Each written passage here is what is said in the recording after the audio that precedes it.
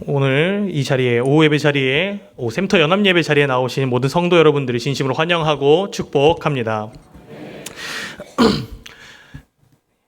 성도 여러분들 혹시 넷플릭스 좋아하십니까? 티빙이나 유튜브를 혹시 즐겨 보십니까? 예, 저도 넷플릭스와 같은 OTT를 굉장히 즐겨 봅니다. 네, 저는 주로 뭘 보냐면 저는 스릴러 장르, 좀 잔인한 이런 것들을 조금 좋아하는 편입니다. 그러다 보니까 사건, 사고가 난무하는 이런 것들을 좀 좋아하는 편인데 여기서 중요한 것은 그것들을 시청하고 나면 제가 조금 이상해진다는 것입니다. 잔인하고 긴박한 장르들을 보다 보면 다 보고 난 뒤에는 진이 다 빠져버립니다. 좀비가 나오고 피가 튀는 살인 사건이 난무하는 것들을 보면 정신이 피폐해지는 기분까지도 느껴질 때가 있습니다. 여러분들도 그럴 때가 있지 않으십니까? 어느 정도 큰 저도 이 정도로 영향을 많이 받는데 하물며 자라나는 아이들이라면 과연 보고 듣는 것에 얼마나 많이 영향을 받겠습니까? 분명 우리보다 더 큰 영향을 받을 것입니다. 이렇듯이 우리가 보고 듣는 것들에 굉장히 큰 영향들을 많이 받습니다. 뭘 보고 뭘 듣느냐에 따라 우리의 모습이 좌지우지 되기도 하고 그다음 이는 실제로 삶의 모습까지도 영향을 끼쳐 드러나게 됩니다. 오늘 34장 이전의 배경을 간단히 말씀드리겠습니다. 하나님께서는 야곱에게 그의 가족과 부족들을 이끌고 베델이라는 땅으로 올라가라고 명령하셨습니다.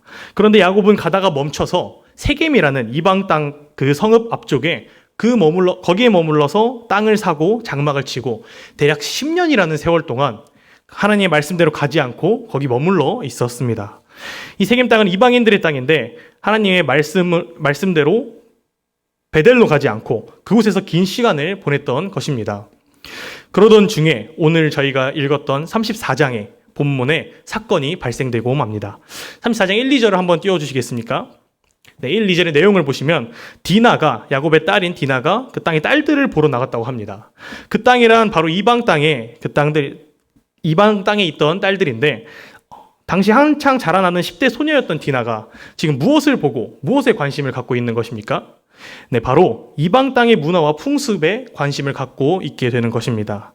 하나님의 사람으로 살아가는 그렇게 자라나는 모습만 봐도 모자란 이 어린 시절에 디나는 이방 땅에서 무엇이 좋은지, 무엇이 옳고 그른지도 배우지 못한 채 살아가게 되고 있는 것입니다. 그러던 와중에 설상가상으로 그 땅의 추장인 세겜에게 강간을 당하는 사건이 발생됩니다. 이 세겜이 진심으로 디나를 좋아하기는 했는지 자신의 아버지 하몰을 찾아갑니다. 그래서 디나와 결혼하고 싶다고 아버지께 이야기합니다. 그런데 아들의 얘기를 들은 이 아버지 하몰의 반응이 굉장히 어이가 없습니다. 34장 8절에서 10절 말씀 한번 띄워주시겠습니까? 네, 이 내용을 살펴보면 지금 강간을 저지른 아들의 아버지가 그 피해자인 아버지에게 와서 한다는 말이 내 아들이 당신의 딸을 좋아하니 당신의 딸을 내게 줘라. 우리에게 시집 보내라. 그럼 우리 딸도 너희한테 시집 보내주겠다. 그리고 우리 땅에 정착하고 안주할 수 있도록 내가 다 베풀어 주겠다. 라고 하면서 굉장히 선심 쓰듯이 이야기하고 있습니다. 자기의 힘과 권력, 부가 있다고 자기 아들의 잘못에 대한 사과는커녕 그에 관한 어떠한 이야기도 꺼내지 않고 저렇게 거래를 제안하고 있는 모습을 우리는 보게 됩니다. 여기서 우리는 하몰의 아들 세겜의 행동을 통하여서 참 무엇을 보고 듣는지가 참 중요하다는 것을 다시 한번 생각해 볼 수 있게 됩니다. 11절 말씀 한번 띄워주시겠습니까? 제가 한번 읽어보겠습니다. 세겜도 디나의 아버지와 그의 남자 형제들에게 이르되 나로 너희에게 은혜를 입게 하라. 너희가 내게 말하는 것은 내가 다 주리니 라고 이야기하고 있습니다. 보통 드라마에서 이런 상황이 발생된다면 아주 클리셰적인 장면들이 등장하게 됩니다. 바로 이러한 장면들입니다.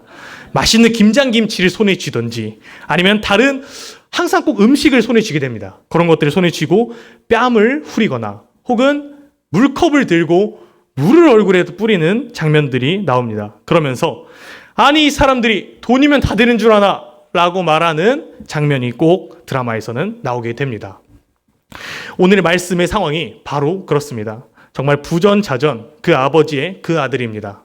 정말 무엇을 보고 자랐는지 문제가 생겼을 때 어떻게 일을 해결하는지를 정말 어떻게 보고 자랐는지 세겜의 행동을 통해 아주 명확히 보이게 됩니다. 하물과 세겜의 이러한 무례함에 야곱의 아들들은 뭐라고 반응하고 있습니까? 15절, 16절을 한번 살펴보겠습니다. 네, 그들은 너희가 다 할례를 받으면 우리가 너희와 통혼하겠다고 야곱의 아들들은 그들에게 이야기합니다. 하지만 과연 이 야곱의 아들들이 진정으로 이들과 통혼하기 위해서 너희는 할례를 받아야 된다라고 말을 한 것일까요? 전혀 그렇지 않습니다.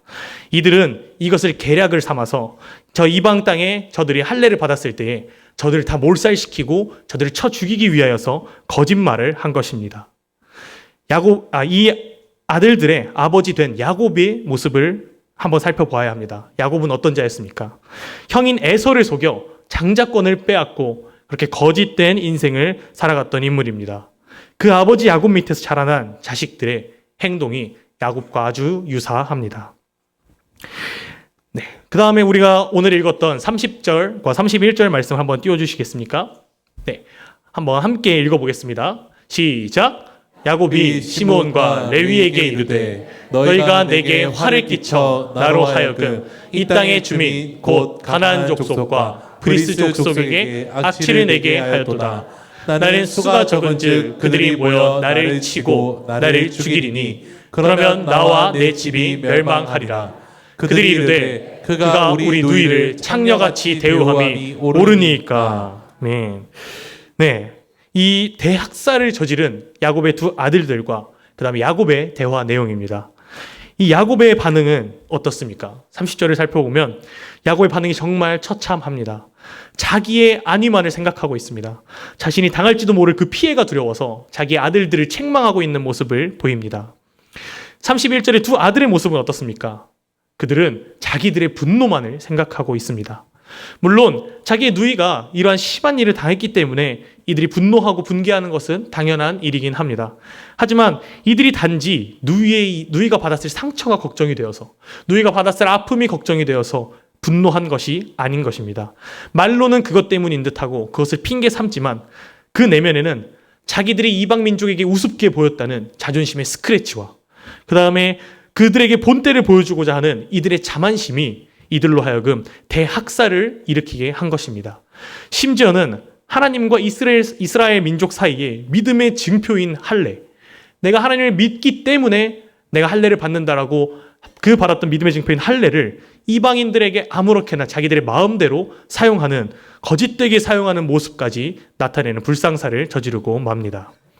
철저히 자기들의 감정과 잘못된 방식만을 고집하는 모습을 보이는 것입니다.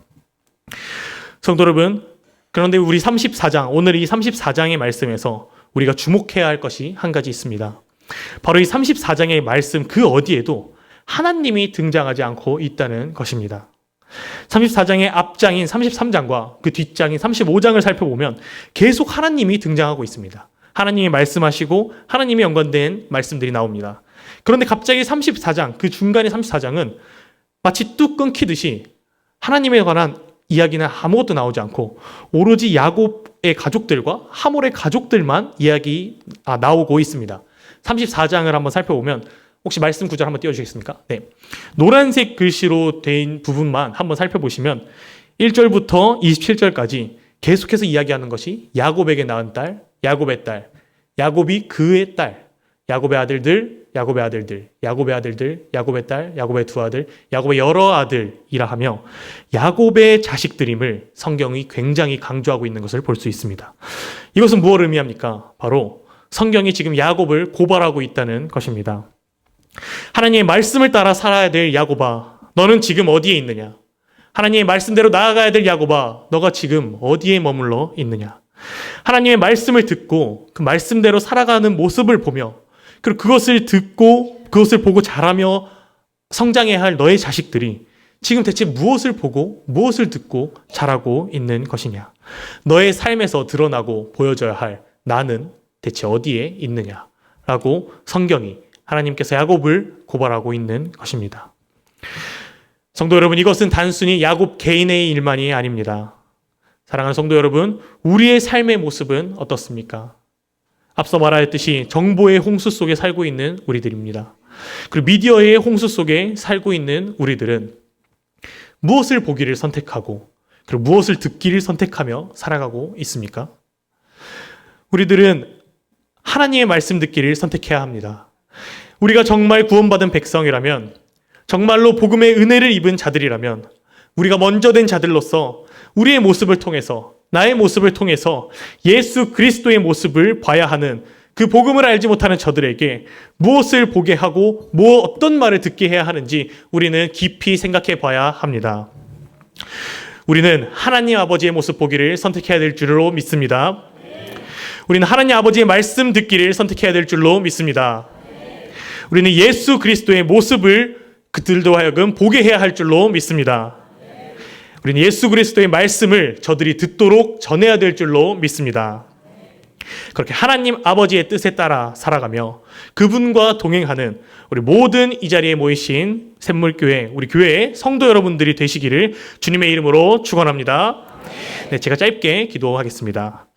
하나님 아버지 감사합니다. 오늘 창세기 34장의 말씀을 통하여서 하나님 말씀을 따라 살아가야 하는 우리의 삶의 모습됨을 보여주었습니다. 하나님 아버지, 이 자리의 모든 성도 여러분들이 하나님 말씀을 듣고 하나님의 말씀을 바라보며 주님의 뜻대로 살아가길 다짐하는 성도 될 수 있도록 하나님 아버지 함께하여 주시옵소서. 이 자리에 모인 모든 성도의 마음 가운데 성령 아버지 하나님 임재하사 주님께 나의 삶을 드리는 삶의 예배를 드리기를 다짐하는 성도 여러분들 될 수 있도록 주님께서 항상 함께하여 주시옵소서. 감사드리며 살아가신 주 예수 그리스도의 이름으로 감사드리며 기도드리옵나이다. 아멘.